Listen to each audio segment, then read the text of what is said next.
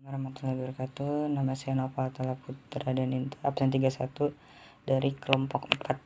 Saya akan menjelaskan mengenai nasionalisme, era reformasi, dan pasca reformasi. Awalnya masa reformasi berlangsung dari tahun 1998 hingga sekarang. Perkembangannya yang pertama itu sistem pemerintahan diperbarui sesuai dengan pergerakan zaman. Nah, pada era reformasi, nasionalisme memperoleh banyak tantangan baik yang bersifat global maupun lokal, sehingga euforia masyarakat atas keberhasilan mengganti sistem pemerintahan Orde Baru. Yang kedua, perkembangan nasionalisme era reformasi berkaitan dengan tarik global ke arah demokrasi di tengah gempuran teknologi canggih yang semakin mengglobal.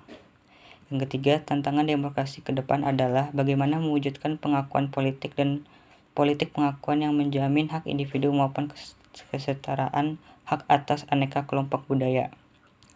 Tujuannya, tantangan demokrasi tersebut agar masyarakat dapat berdampingan secara damai dan produktif dalam Republik Indonesia.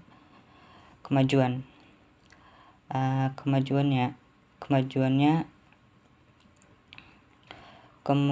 negara dan pemerintah dalam merawat, mengelola, dan terus memperbaiki nasionalisme sebagaimana imajinasi para pendahulu sebagai pendiri bangsa di wilayah Nusantara. Nah, kemajuan ini menjadi faktor kunci ke arah mana bangsa Indonesia akan menuju. Nasionalisme diharapkan dapat menjembatani perbedaan yang ada di dalam negara. Lalu pasca reformasi. Awalnya pasca reformasi Indonesia mengalami perubahan yang cukup besar dalam sistem politiknya, yaitu kekuasaan pemerintahan Soeharto yang dikelola secara sentralistik.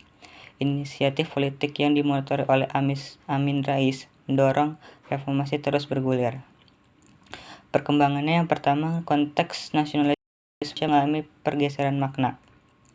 Dapat dilihat dari sisi politik, sistem pemerintahan yang adil, makmur, dan sejahtera.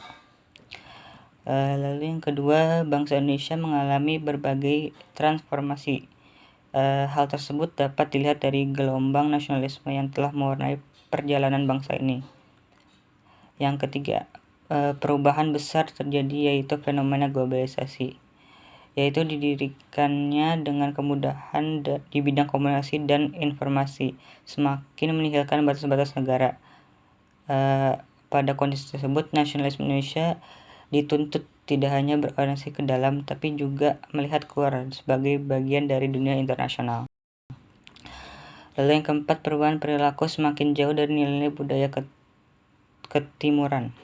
Nilai-nilai budaya asing dengan mudah diadopsi tanpa disaring generasi muda melalui televisi, radio, dan beraneka ragam gawai yang semakin canggih.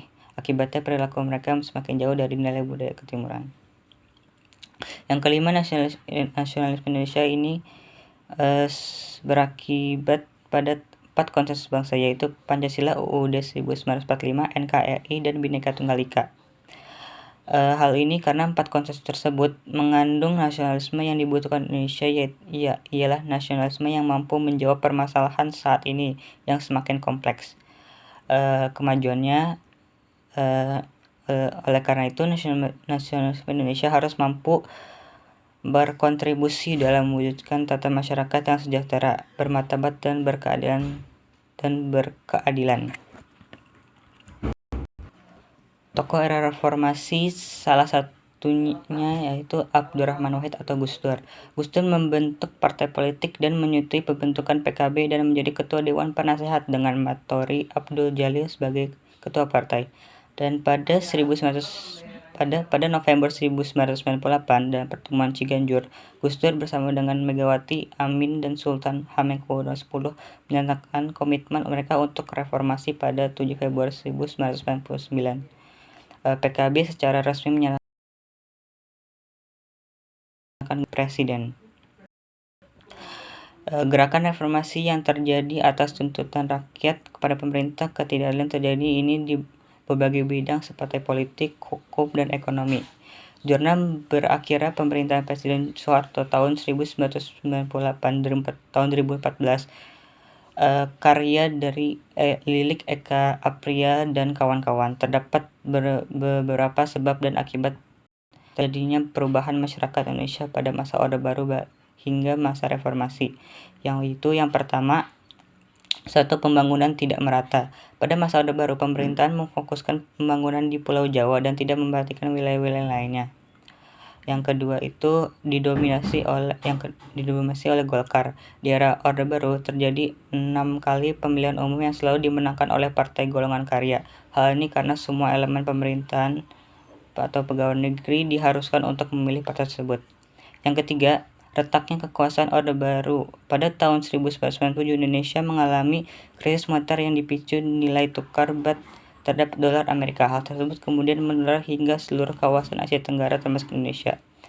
Nah, setelah itu pemerintah Indonesia baru mulai retak. Hal ini sebab penerapan sistem sentralistik dan militeristik, di mana pemerintah mengabaikan kemampuan unsur masyarakat dan bangsa. Hal tersebut membuat perilaku yang tidak wajar di bidang politik, ekonomi, dan sosial budaya di masyarakat. Demikian penjelasan yang dapat saya sampaikan. Semoga bermanfaat. Wassalamualaikum warahmatullahi wabarakatuh.